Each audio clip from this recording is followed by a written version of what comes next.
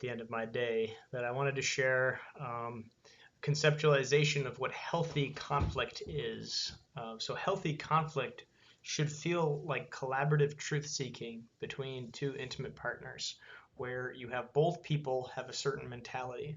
And this mentality is, okay, I'm here to figure out with you what's going on, and I'm going to point out my own limitations, my own weaknesses, and develop insight into those.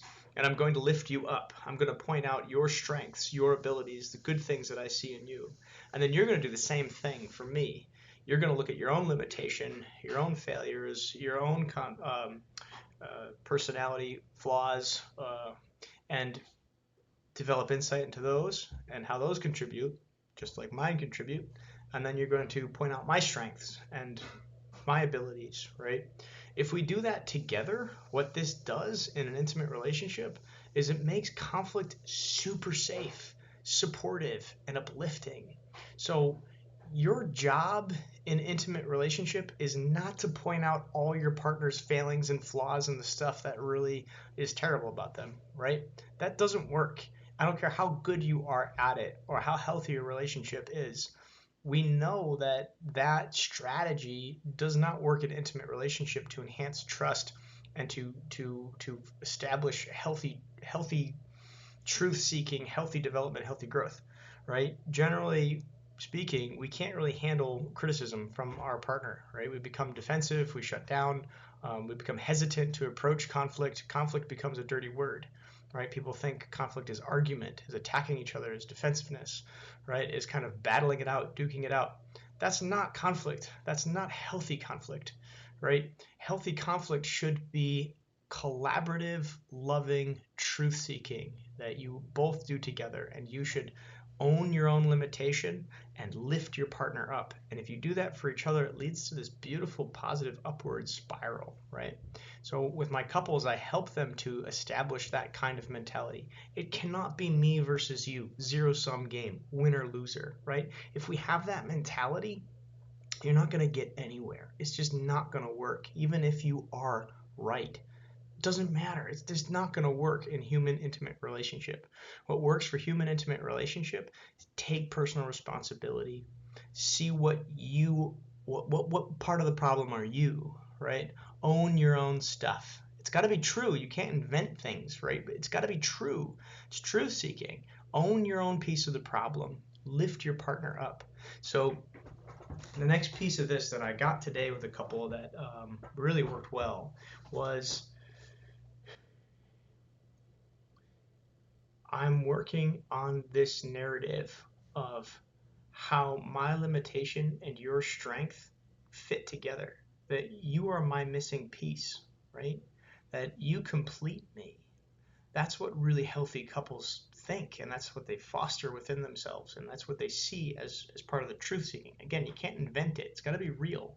What are your real strengths that fill in the holes and spaces within me, right? What are my strengths and abilities that fill in the spaces within you, right?